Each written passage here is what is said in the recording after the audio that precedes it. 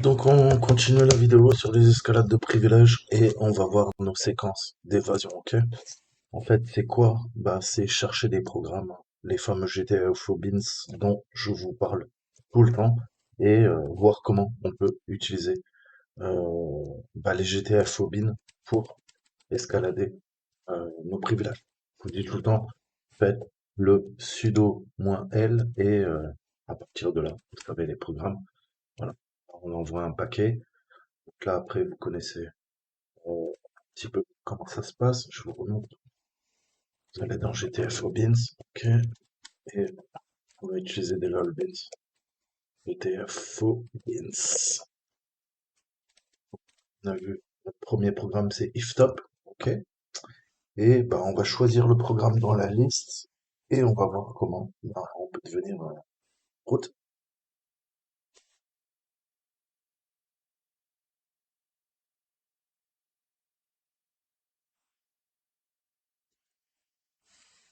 Donc,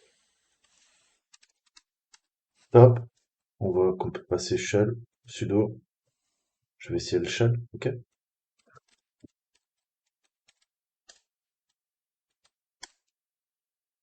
et là il passe pas, opération not permitted. Est-ce que je peux essayer de passer en sudo? Voilà. On voit que ça lance le programme, sauf que ça lance le programme avec eh ben, le compte-route. Le problème, c'est quand on quitte, bah, on reste. Donc, il y en a un paquet. Ok, regardez, c'est le premier truc que je vous dis tout le temps de faire. Regardez, voilà, je fais exist, je reviens dans mon programme, et on voit que bah, sans problème, hein, on arrive là sur cette machine à abuser de tout ça, concrètement. Donc, qu'est-ce qu'on a d'autre? On a find. Find, on va faire une recherche, on va prendre le sudo, et qu'est-ce qu'il nous dit? Bah écoute, tu peux essayer de faire un sudo find, tu lui demandes d'exécuter quoi? Eh ben, un bin sh, ok. Là, tu fais un échappement, ok, comme ça il va pas comprendre, il va bugger en fait, hein. Et tu lui fais un paramètre quit. Marche, problème. Qu'est-ce qu'on peut faire d'autre? Nano, pareil, on va aller chercher.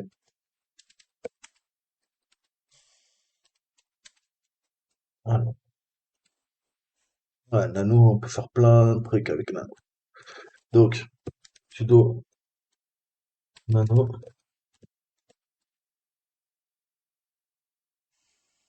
Le problème, c'est qu'il faut que je le passe en plein d'instructions. Je vais tester comme ça, on va voir si ça passe. Donc je fais un RX, read and execute, ok. Je le feinte. Ensuite, je dis, bon, je dis, tu me fais un reset. Ensuite, tu m'ouvres un shell et redirection pour avoir un shell complet et 2 vers 0. Vite.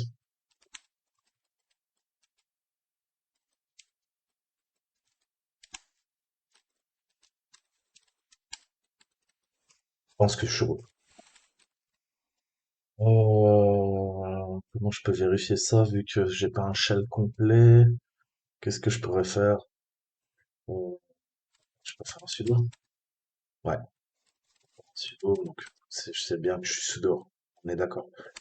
Si je fais un SU, ouais, là il me demande quand même de passer.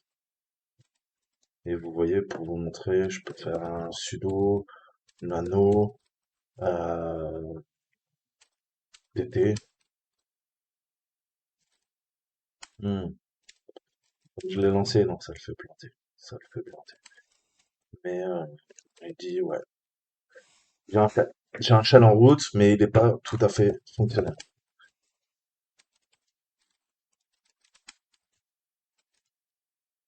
Ouais, on voit qu'il a fait un buffer. Et il a un petit peu planté la machine. Ouais, ça a complètement planté la machine. Je vais réessayer de le faire proprement. Mais ça marche, hein. Après, vous faites ce que vous avez à faire, vous vous cassez. Mais là, on voit en l'occurrence que c'est pas non plus le pied parce que on voit plus qu'on tape. Alors, je peux essayer de le rentrer d'un coup, ok? Des fois, ça passe mieux. Ok.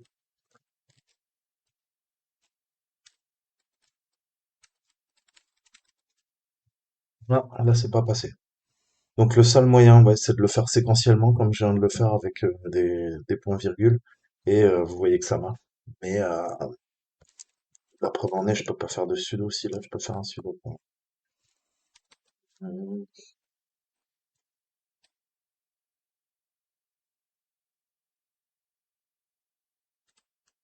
vais essayer un autre truc, on va voir. Expérimenter dans la vie. Sudo nano, que je fais, je enregistre ça. CTRL O, CTRL X, save modified buffer, yes. Ce que tu veux. Ouais, non. La seule façon de le faire, c'est comme je l'ai fait la première fois, mais on se retrouve avec un shell pas super fonctionnel. Mais bon, ça marche quand même avec Nano. Mais la faille est moins stable. Vim, eh ben c'est pareil. Vim, donc vous savez, c'est l'équivalent de Nano, hein. C'est l'amélioration de VI, qui est un ancien éditeur de texte pour Linux. Et eh ben c'est pareil. On peut utiliser plein de façons différentes pour le casser. Alors, j'essaie de trouver le sudo. Donc, je vais faire un sudo vim -c. Là, on va faire notre échappement, on lui demande un bin sh.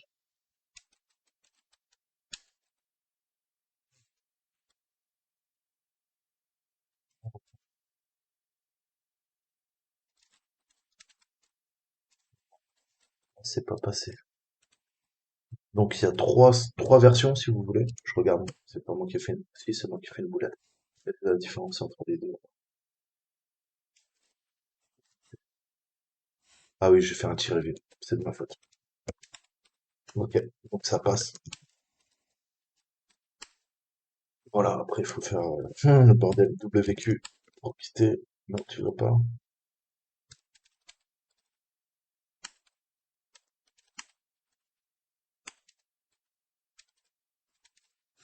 Le logiciel. Vas-y. Hit enter. Allez!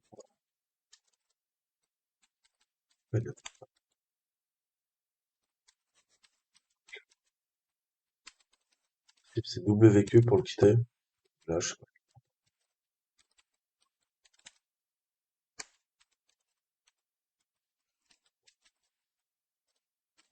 on va le stopper. Un exit. Ok. Qu'est-ce que je peux tester aussi en sudo vim c py import. Je pense qu'il est en train de fater Python. Il lui demande de le lancer en mode interactif. Il importe l'OS, ouais. Exécution en tant que bah, OS. Et là, forcément, il va venir charger le bin sh.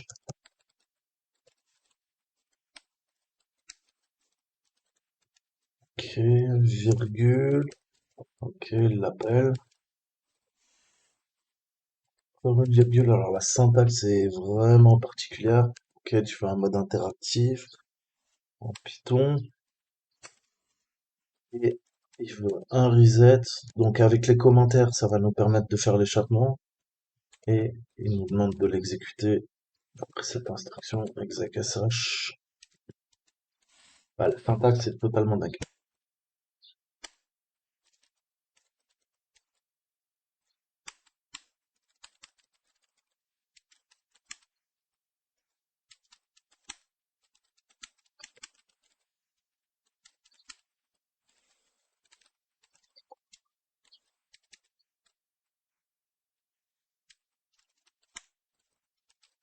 Vraiment qui ça fait halluciner.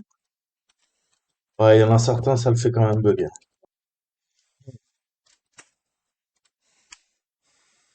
Erreur détectée. Sorry, c'est comme un support. Ouais, donc celui-là, ils l'ont bloqué. Ouais.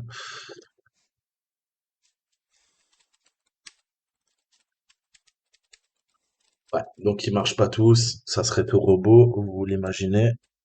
Et avec l'UA, on peut essayer, on va l'appeler via la compilation l'UA.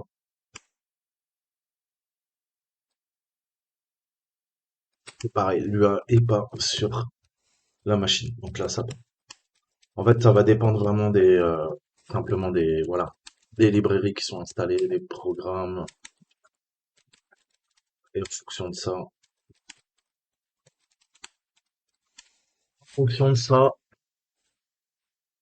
ça marche ou ça marche pas. Mais il faut tester, ok? À chaque fois, tester, tester, tester. C'est la seule solution, bah, de trouver le bon qui fonctionne, en fait, hein, tout simplement. Qu'est-ce qu'il nous reste? On a Man, on a Hawk.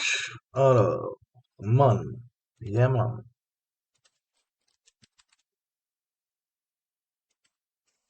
Le sudo.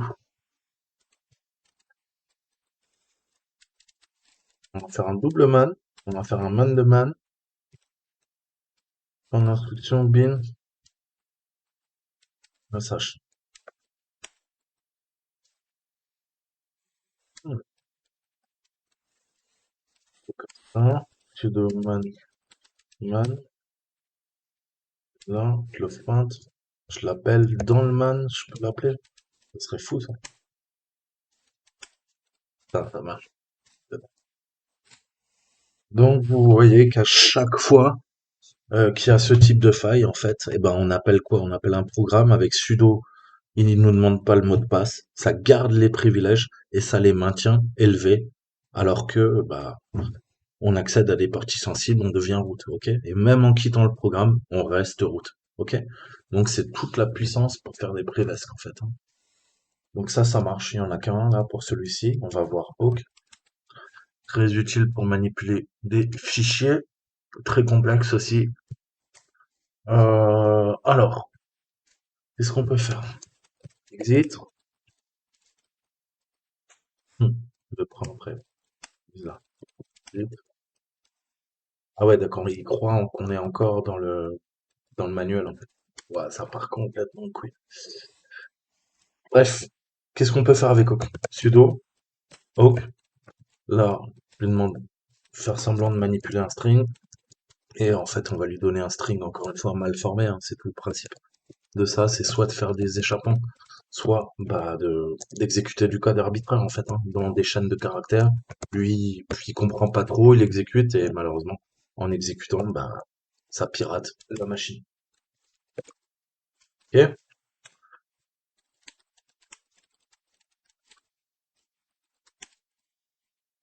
Qu'est-ce qu'on a d'autre? On a Hawk, on a less, on a FTP. Alors, on va se faire less, on va avoir FTP ensuite. Alors, sudo less, je vais lui demander de charger ETP from file.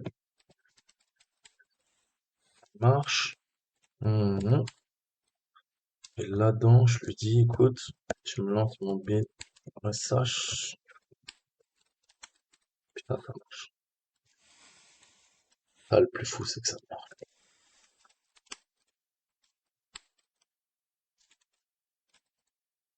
Ok. Donc ça, c'était notre ami less, hein, qui est l'équivalent de cat sous Windows. Cat, less, c'est à peu près pareil. Moi, j'utilise tout le temps cat, mais vous pouvez tout à fait faire un less. Donc, qu'est-ce qu'on a dit? ls. Putain, qu'est-ce que je peux vous faire? Je peux vous faire un less sur MyVPN. Pareil, hein, j'arrive à lire le fichier. Sauf que je trouve qu'il est un peu moins pratique le less comparé à cat. Cat, on peut se balader avec la souris. Il est plus fonctionnel, plus interactif, j'ai envie de dire. Donc, revenons à nos moutons. Qu'est-ce que je peux exploiter sur cette machine comme faille? FTP, Nmap. On va faire FTP. On va passer à Nmap ensuite. Sudo FTP. Normal, j'ai envie de dire. Sauf que la faille de fou, pareil.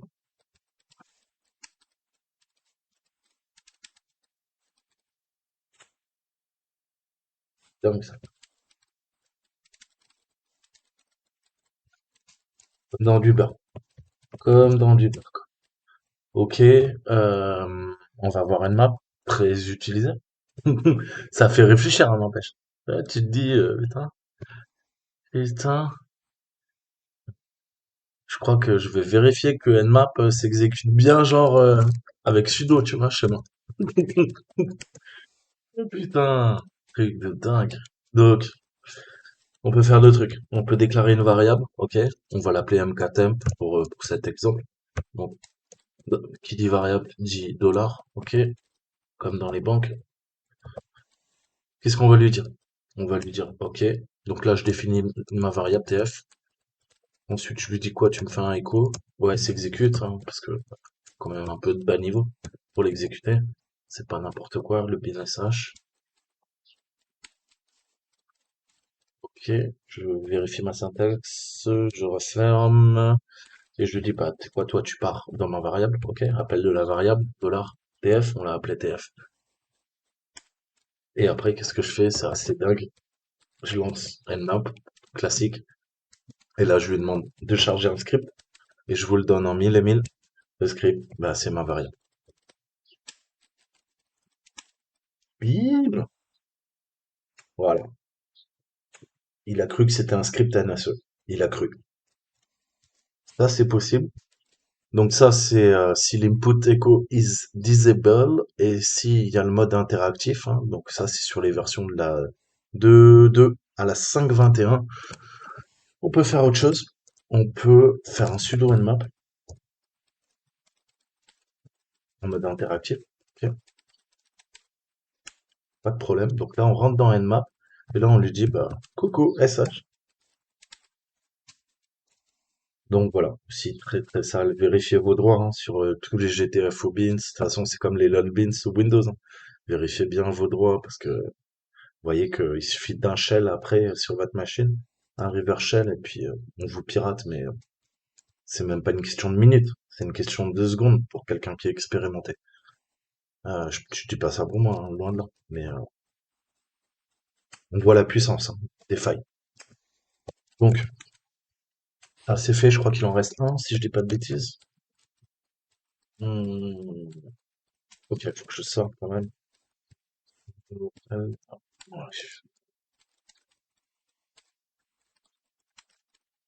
Ah non, on a encore Apache et More. More is less, comme on dit.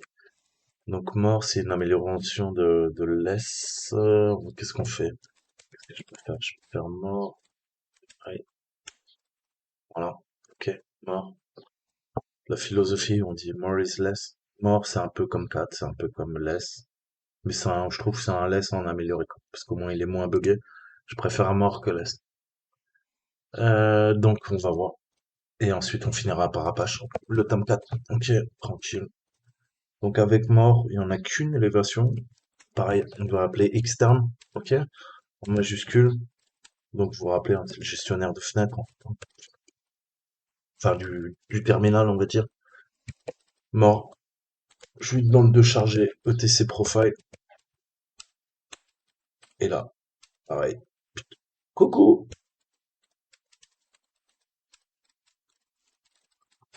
Ça marche. Comme dans du beurre, encore une fois. Euh, et on va terminer par Apache. Apache 2, je pense.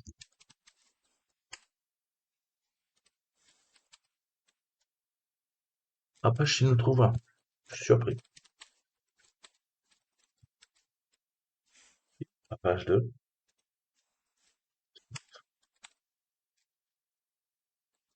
Ok. Donc, c'est marrant qu'il soit pas dans la base de données. Je pensais qu'il y avait tout.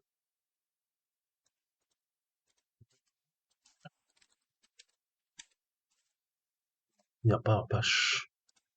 Alors, je vais regarder.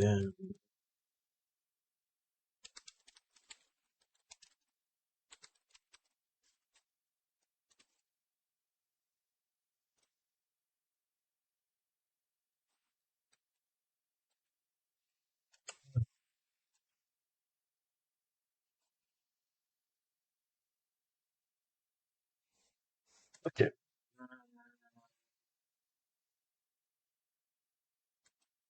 Est-ce qu'on peut, par exemple, se servir d'Apache 2 sudo Apache 2. Je fais rien.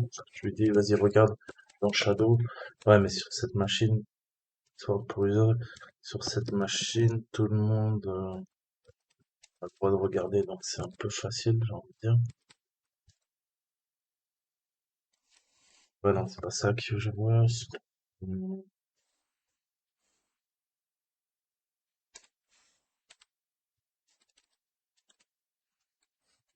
Je peux être. Bah, je vais chercher une message. Non, c'est pas-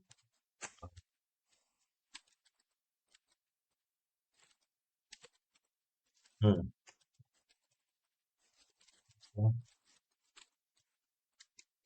et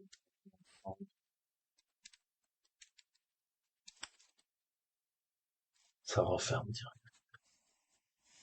Donc celui-là, faudra que je creuse, j'avoue, pour l'Apache. Visiblement, on peut s'en servir pour lire le fichier Shadow, mais là, il n'y a aucune utilité en fait techniquement, puisqu'on peut lire le fichier Shadow. Il est mal configuré, donc ça sera un mauvais exemple. Mais ouais.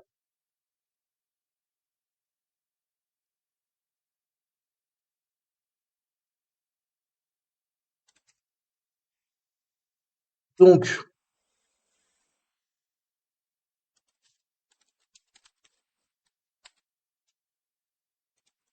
on voit que ça fait quand même beaucoup. Imaginons que cette machine, c'était vraiment mal configuré. 1, 2, 4, 5, 6, 7, 8, 9, 10, 11. Ouais, bah, c'était vraiment pour l'exemple.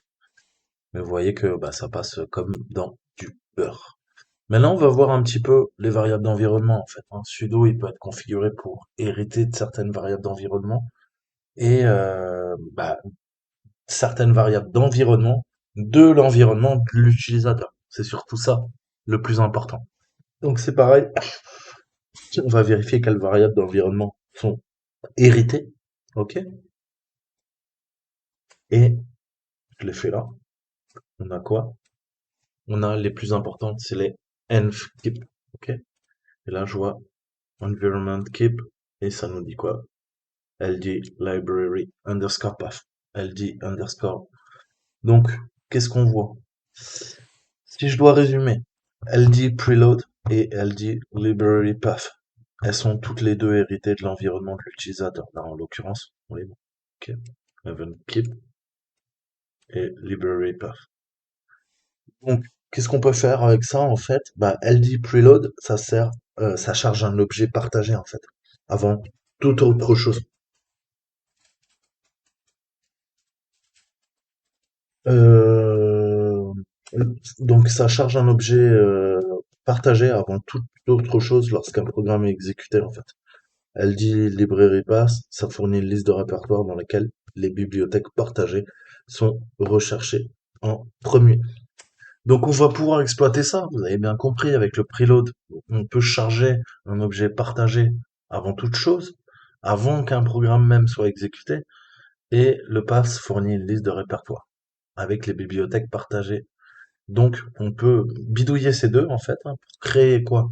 Eh ben, justement, un objet partagé en utilisant le code situé bah, là où on veut, en fait, hein.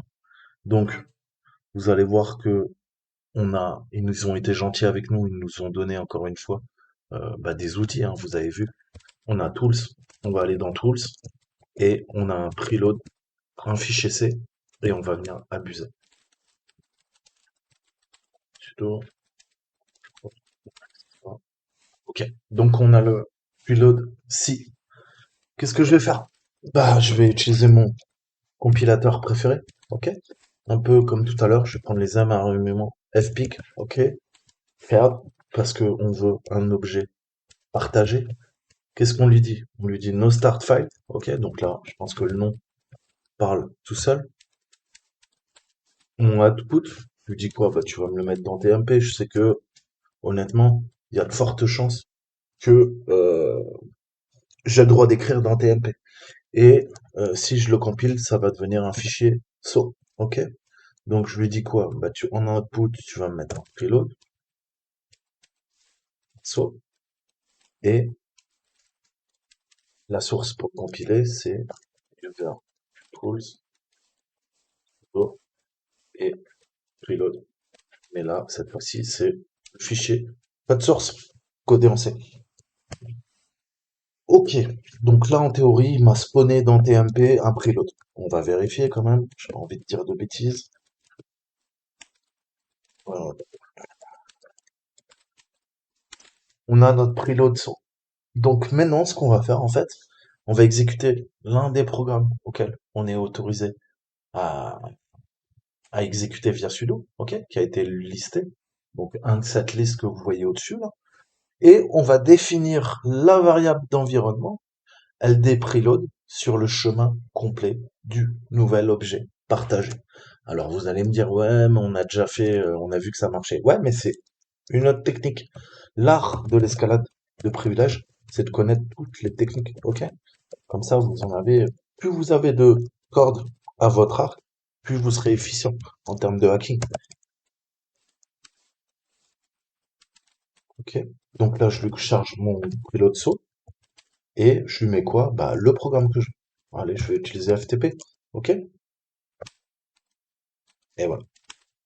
On voit que ça passe, comme dans du beurre. Donc, très, très bonne technique. Vous en avez pas parlé, je crois encore de celle-ci. Parce que moi, je regarde tout le temps, c'est le plus facile, hein. Je regarde tout le temps, déjà, ce qui est en no passoire. Mais celle-ci, c'est aussi du pain béni, hein. Vous voyez? Donc, le preload.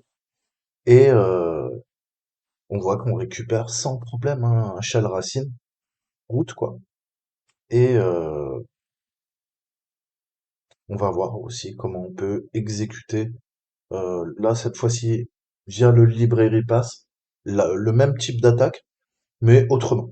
Ok? Donc, on va se servir d'Apache 2. C'était la fameuse faille que je cherchais, d'ailleurs, et il nous la donne. Donc, ok. Donc là, je suis bien redevenu normal, on est d'accord. Donc, on va feinter, on va exécuter LDD, ok, sur Apache 2 pour voir quelles bibliothèques sont partagées avec le programme, en fait. LDD, ça permet de voir les bibliothèques dynamiques, hein, chargées par le programme. C'est un peu l'équivalent des DLL, si vous voulez, sous Windows.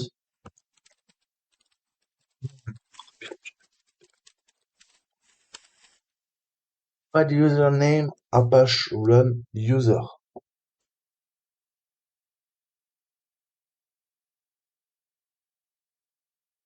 Ouais, ouais. J'ai oublié le LDD, quoi.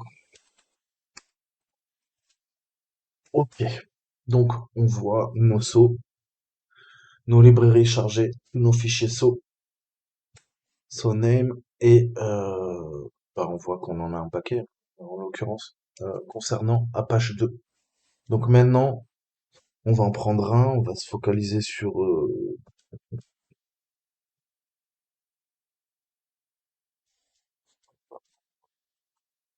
libcrypt. Libcrypt, il m'a l'air sexy. Ok.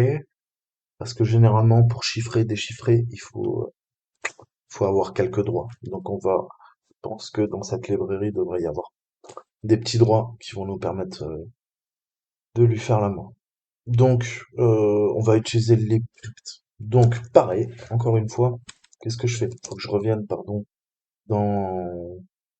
Ouais, je peux l'appeler d'ici, en fait, c'est pas un problème. Pareil. GCC, on repart en mode compilateur. Je lui demande la sortie, je lui dis, bah là, dans le répertoire courant. Je n'ai même pas besoin de le préciser, je suis dedans. Je peux lui dire comme ça. Euh, Je vais lui dire, bah tu me prends de crypt. Non, c'est avec un i.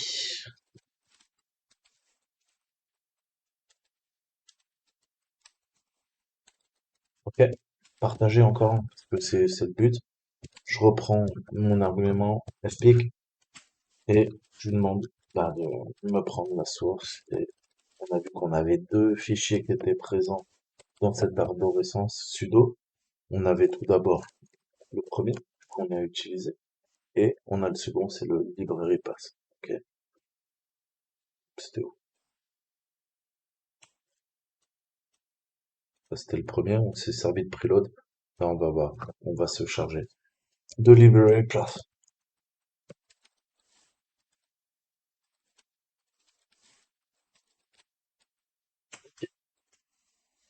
Là, on a chargé et on a demandé au compilateur de nous charger l'objet en se servant d'une librairie qui est appelée dans le programme Apache 2 pour héberger notre serveur Tomcat et je me suis servi de cette librairie. Maintenant, ce qu'il nous reste à faire, en fait, eh ben, on va exécuter Apache 2 à l'aide de sudo et encore une fois, on va lui définir la variable d'environnement et il va kiffer. Ah, librairie, librairie, passe, ok. Il faut lui dire l'endroit. Donc, on a vu qu'elle est dans TMP, puisque je l'ai placée dans TMP, on est d'accord. Je dis là, point, et je veux que tu me lances Apache 2. Eh oui.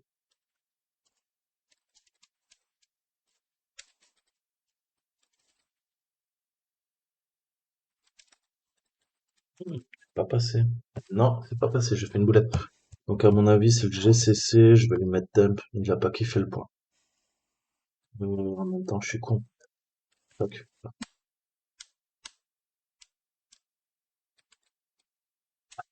C'est moi. Erreur de syntaxe. Et on voit que ça passe crème aussi. Donc ça, c'est pareil, super utile, vraiment, vraiment, vraiment utile. Euh, bah, vous voyez que c'est euh, bah, génial, hein, surtout quand on fait des captures de flag. Euh, donc, des petites techniques à voir. Après, il y en a plein d'autres. On va voir ensuite comment exploiter les cron jobs, ok, via les variables d'environnement, autoriser des fichiers, des caractères génériques. On peut jouer aussi, abuser de ça. Euh, donc là, on n'est même pas à la moitié, hein. Franchement, après, on verra les exécutables au niveau des SUID, des SGID, voir les exploits connus, les injections d'objets partagés, encore une fois, les variables d'environnement, parce qu'on peut en abuser, les abus de fonctionnalité du shell, les fichiers d'historique, au niveau des mots de passe et des clés, les fichiers de conf, il y en aura un paquet. Comment abuser de NFS, comment abuser des exploits de noyaux et créer des scripts d'escalade de privilèges. Donc là, on est à peu près à la moitié. Ok, donc là, je vous ai fait quoi? 3 vidéos à peu près. Donc je pense qu'il y aura 6 vidéos sur le sujet, à peu près, si je traîne pas trop. Je sais pas si je me motive ce soir, j'ai un peu la flemme, mais voilà, ça sortira ce week-end, ne vous inquiétez pas. Bon, bah, c'était tout pour moi. Je vous souhaite un bon week-end, profitez bien, prenez soin de vous, faites attention au Covid. Ciao, ciao.